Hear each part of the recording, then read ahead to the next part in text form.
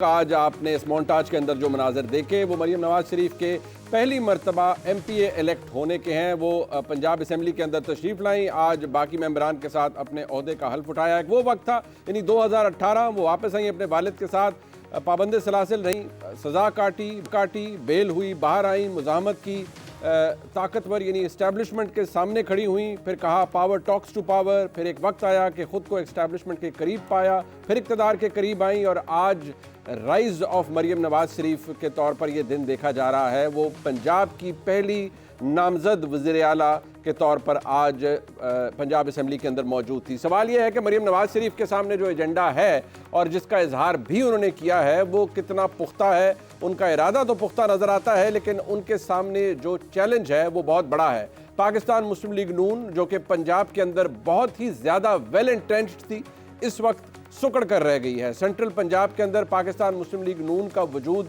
बहुत तेज़ी से सुकड़ा है। 2013 के बाद 2018 और फिर 2024। कहा यह भी जाता है कि इस इंतखाब के अंदर यानी 2024 के जनरल इलेक्शंस के अंदर पाकिस्तान मुस्लिम लीग नून को ख़ास शफ़क़त हासिल थी और इसी शफ़क़त के नतीजे में जो हासिल हुआ वो सबके सामने है। लेकिन क्या पाकिस्तान मुस्लिम लीग नून को दोबारा उसी जगह पर ला सकेंगी मरीम नवाज शरीफ? ये बहुत बड़ा सवाल है जो कि रिजॉल्व उनके सामने है। जो बातें उन्होंने अपनी इंट्रोडक्टरी स्पीच के अंदर की, अपने पार्लिमानी इजलास के अंदर, उसमें चंद बातों के ऊपर जहां कहा जा सकता है कि बड़ी एम्बिशियस हैं, चंद बातों के हवाले से कहा जा रहा है कि बहुत पुरानी हैं, घिसी पिटी हैं। क्या इनसे पाकिस्तान मुस्लिम लीग नून खुद को दोबारा मजबूत कर पाएगी पंजाब के अंदर? यही बहुत बड़ा सवाल है। आगे चलते हैं, बात इस हवाले से हो जाए कि पाकिस्तान तहरीक इंसाफ के बानी रहनुमा यानी जनाब इमरान खान, आज भी उनकी सियासत इसी तर्ज पर है कि अगर मैं हूं तो सब है, अगर मैं नहीं तो कुछ नहीं। 2014 का धरना हो, उस वक्त इमरान खान साहब ये कहें कि बिल जला दो, हुंडी के जरिए पाकिस्तान पैसे भेजो, IMF को पैगाम दें कि अगर आपने पाकिस्तान को, रियासत पाकिस्तान को पैसे दिए तो हम वापस नहीं करेंगे। आज भी यानी उस वक्त के 10 साल बाद भी, पाबंद सलासिल होने के बावजूद भी इमरान खान वही सियासत कर रहे हैं। आज भी वो यही कह रहे हैं कि IMF को ख़त लिख दें। ख़त लिख दिया है, रिपोर्टर्स को आज उन्होंने कंफर्म किया, जबकि इतलात यह है कि ख़त लिखा जा चुका है, भेजा नहीं गया। लेकिन सवाल यह है कि इमरान खान साहब आज भी इस सियासत से हासिल क्या करना चाहते हैं? देखिए, IMF ने अगर रियासत पाकिस्तान के साथ कोई भी कारोबार करना है या पाकिस्तान को लोन एक्सटेंड करना है, $6 अरब के करीब कहा जा रहा है, तो उसका फ़ायदा किसी एक शख्स को तो होगा नहीं, वो तो इस मुल्क की इकॉनमी की रिवाइवल के लिए है। लेकिन क्या सियासत इसी को कहते हैं? क्या यही नेशनल इंटरेस्ट है? क्या अपनी सियासत को दवाम बख्शने के लिए मुल्क के इंटरेस्ट को दांव पर लगा देना, क्या यही सियासत है जो पाकिस्तान तहरीक इंसाफ ने की है इस तमाम अरसे में? खुद को सबसे मकबूल जमात कहने वाली और बिलाशुबा 2024 के इंतखाबात में वाज़े इम्प्रिंट नज़र आया कि इमरान खान का बयानिया, चाहे वो गलत है या सही, लोग उसको बाय करते हैं। लेकिन क्या इसके बाद जिम्मेदारी उन रहनुमाओं की नहीं होती कि वो अपनी इस ताकत का इस्तेमाल भी उतनी ही जिम्मेदारी से करें? बदकिस्मती से इमरान खान साहब ने ये नहीं किया और आज जो मिसाल हमारे सामने है वो निहायत अफसोसनाक है। दो अहम मौज़ूआत हैं जिनके ऊपर आज सबसे पहले प्रोग्राम के सेगमेंट में बात होगी। आगे खसूस नशिस्तों के हवाले से भी ज़रूर बात करेंगे। मेरे साथ लाहौर स्टूडियो में मौजूद हैं जनाब इफ्तिखार अहमद साहब, सीनियर सहाफ़ी, किसी तारुफ के मोहताज नहीं। इफ्तिखार साहब, आपका बहुत शुक्रिया। जनाब जावेद चौधरी साहब मौजूद हैं, किसी तारुफ के मोहताज नहीं हैं, मुल्क के नामवर सहाफ़ी हैं, बहुत शुक्रिया चौधरी साहब आपका। मोहतरमा गरीदा फ़ारूकी साहिबा, सीनियर सहाफ़ी हैं, किसी तारुफ के मोहताज नहीं हैं, बहुत शुक्रिया गरीदा साहिबा आपका भी, आपने अपना वक्त दिया। इफ्तिखार साहब, मैं आपसे आगाज़ करना चाहूँगा। सबसे पहले मरीम नवाज शरीफ साहिबा आ जाएँ बड़ा धड़ल्ले के साथ, लेकिन जो एक कहा जा रहा है, अब उसको 2 एंगल से देखा जा रहा है। एक ये कि उन्होंने आना था, वो आई, जहाँ मियाँ नवाज शरीफ के हक़ में नारे लगे, मियाँ नवाज शरीफ की तस्वीरें उठा रखी थी हर एक ने, मरीम नवाज शरीफ साहिबा ने भी उठा रखी थी। वहाँ घड़ी चोर के नारे भी लगे जैसे ही इमरान खान की पार्टी के मेंबरान पंजाब असम्बली के अंदर रहे। ये पीछे इसके बैकग्राउंड क्या है? क्या मुस्लिम लीग नून पहले दिन से असर्ट करना चाहती है कि मौका नहीं देना किसी को अपने ऊपर हावी होने का? नहीं, असल में मुनीब, जो सूरत हाल है हमारी सियासत की, इसका खिंचाव बहुत ज़्यादा बढ़ गया है और तुम्हारे वाला फिक्र कि कौन पहले असर्ट करता है, ये बहुत मुश्किल सूरत हाल होगी। ये तो अभी आज आगाज़ है, पहला दिन है। अभी तो हल्फ लिया है, घड़ी की बात हुई, अगर घड़ी की बात होगी तो उधर से फिर फ्लैट्स की बात होगी और ये सारा अरसा घड़ी और फ्लैट्स के अंदर ही गुजर जाएगा, अफसोसनाक होगा। क्योंकि मैंने काफ़ी नौजवान चेहरे भी देखे हैं जो मुंतखब होके आए हैं, पहली दफ़ा इलेक्ट हाँ पहली दफ़ा इलेक्ट होके आए हैं, और क्या वो मैसेज लेके जाएंगे। और जो बात मरीम ने परसों प्रेस से टॉक करते की और जब अपने पार्लिमानी मेंबर्स पार्टी के अंदर की, उसमें काफ़ी ऐसी चीज़ें हैं जो बड़ी पॉजिटिव हैं, उनको उधर तवज्जो देनी चाहिए। और मैं रिक्वेस्ट करूँगा, एक तो है कि अपनी किचन कैबिनेट के बारे में बहुत मुहतात रहें। मेरा जो तजर्बा है वो ये है ज़िंदगी का क्या कि किचन कैबिनेट जो है वो आपको बहुत ज़्यादा इंस्पायर करती है और बहुत सारा आपको अपने घेरे में रखती है। किचन तो वही रहता है मेरे ख्याल में, उसके अंदर जो इंस्ट्रूमेंट्स हैं वो बदल जाते हैं। मुस्लिम लीग नून की तो वैसे भी चले, हाँ, अगर आप मुस्लिम लीग नून को एक किचन समझते हो तो ठीक है, वो उसमें तो कोई तब्दीलियाँ नहीं आएंगी। लेकिन सवाल और मास्टर शेफ भी वही है, ये मैं इत्तेफाक करता हूँ या नहीं भी करता, ये डिबेट है। ये डिबेट है।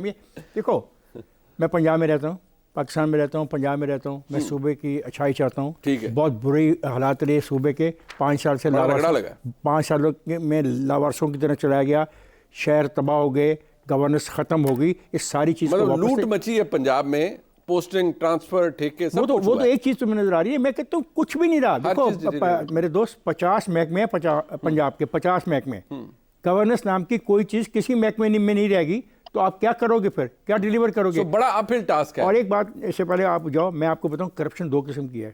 एक है पैसे की जिसका आप हवाला दे रहे हो, एक है नाअहली की।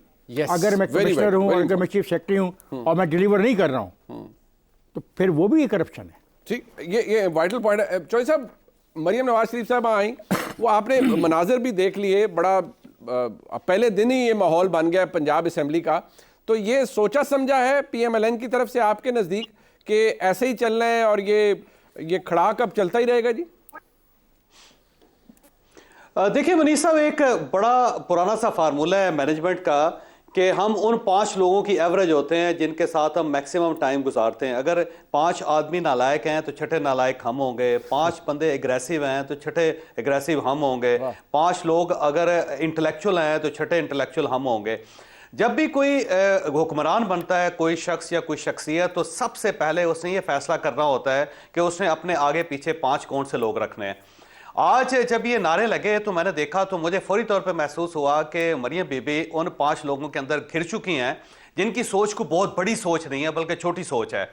आज उनका शुक्र का दिन था कि वो पहली खातून है पाकिस्तान की हिस्ट्री में जो किसी बड़े सूबे की चीफ मिनिस्टर बन रही हैं। इससे पहले आज तक चीफ मिनिस्टर कोई नहीं बन सकी खातून 75 साल की हिस्ट्री में।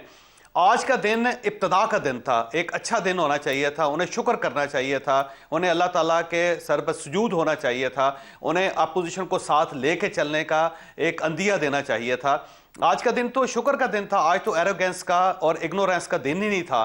लेकिन जब आपने आगाज ही उस चीज से कर दिया तो अब अंजाम आपके सामने है। बच्चा जो होता है, जो चीखता हुआ पैदा होता है, पूरी जिंदगी चीखता रहता है, उसके आंखों पे स्माइल कैसे आएगी? क्योंकि उसकी वजह यह कि उसका आगाज ही पूरा हो गया। तो जब आगाज ही पूरा होगा तो अंजाम कैसे अच्छा हो सकता है? मेरा नहीं ख्याल कि मरियम साहिबा को यह करना चाहिए था, लेकिन अगर उन्होंने कर दिया तो फौरी तौर पर उन्हें उन 5 लोगों को देखना पड़ेगा जो उनके आगे पीछे हैं। क्योंकि मुझे लगता है कि वो सब लोग उस टाइप के हैं कि जो बाकायदा मुखालफत की तरफ लेके जा रहे हैं, इनको बाकायदा लड़ाई की तरफ लेके जा रहे हैं, बाकायदा ओए ओए की तरफ लेके जा रहे हैं और उनको बाकायदा इमरान खान बनाना चाहते हैं। सर इसका फ्लिप साइड भी है ना सर, वो कहते हैं अगर हम ना करें तो ये हमारे खिलाफ होगा। और आपको पता ही है जो धांधली का शोर है कि अगर हम नहीं करेंगे तो फिर तहरीक इंसाफ ये करती भी आएगी और हमारा इस्तकबाल इन नारों से करेगी जो हमारे करने दें ना सर, उनको करने दें मनीफ साहब, उनका काम है। आप उस लेवल पे जाके उनसे नहीं लड़ सकते।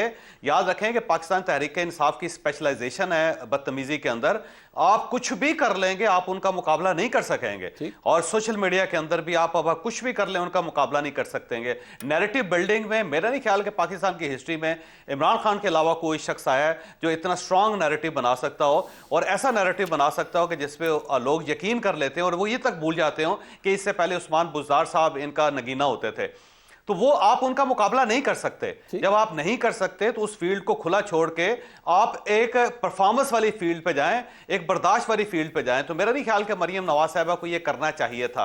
लेकिन मेरा ख्याल ये है कि वही लोग हैं जिन्होंने इनको घेर लिया हुआ है और ये वही लोग हैं जो उससे पहले पाकिस्तान मुस्लिम लीग नून को इस लेवल पे ले आए हैं कि आज वफाक के अंदर वो घिसट घिसट के और मिन्नतें कर करके गवर्नमेंट बनाने की पोजीशन में भी नहीं आ रहे। तो मरियम साहिबा को ये सोचना पड़ेगा, क्योंकि अगर वो पहली पंजाब गवर्नेंस की की सर चीफ बात मिनिस्टर की है। है, सर आपने गवर्नेंस की बात की है जरा, क्योंकि इफ्तिखार साहब ने भी कहा और आपने भी फरमाया कि आप दोनों शख्सियात ने फरमाया कि गवर्नेंस पे तवज्जो दें। अब जो इनिशिएटिव्स या जिन बातों का जिक्र किया कि एयर एम्बुलेंस चलाएंगे पंजाब के अंदर, कम से कम 5 IT सेंटर्स बनाएंगे, गरीबों के लिए 1 लाख घर बनाएंगे, साथ ही उन्होंने फरमाया कि करप्शन और बैड गवर्नेंस मेरी रेड लाइन है, पोस्टिंग ट्रांसफ़र में जो अप्रोच है या सिफारिश है वो मेरी रेड लाइन है। ये कहने को तो बड़ी आसान बातें हैं और सुनने के लिए बड़ी खूबसूरत बातें हैं, ये मुमकिन किस हद तक नजर आता है? ये तो पाकिस्तान बनने से पहले मनीषा, ये पाकिस्तान बनने से पहले से नारे चल रहे हैं इस मुल्क के अंदर। ना आज गरीब को रोटी मिल सकी है, ना उसको कपड़ा मिल सका है, ना उसको मकान मिल सका है, ना उसको रोजगार मिल सकी है, ना उसको सेहत मिल सकी है, ना उसको तालीम मिल सकी है। उसके लिए आपके पास टाइम होना चाहिए। अब आप देखें, आप मनीषा शो कर रहे हैं ना जी, अगर आप सारा दिन लड़ते रहेंगे तो शो के लिए कहां से टाइम निकलेगा? आपके पास नहीं निकल सकेगा ना। तो आप अगर परफॉर्म करना चाहते हैं तो आपका पीसफुल होना जरूरी है। लेकिन अगर आप घड़ी चोर के नारे लगाएंगे, सारा दिन अगर आप लोगों से लड़ते रहेंगे, तो फिर आपके पास परफॉर्म करने के लिए टाइम कहां से होगा? दूसरा, जो आपके पास जो टीम होगी वो लड़ने वाली टीम होगी, वो काम करने वाली टीम फिर नहीं होगी। बिल्कुल इमरान खान साहब की तरह।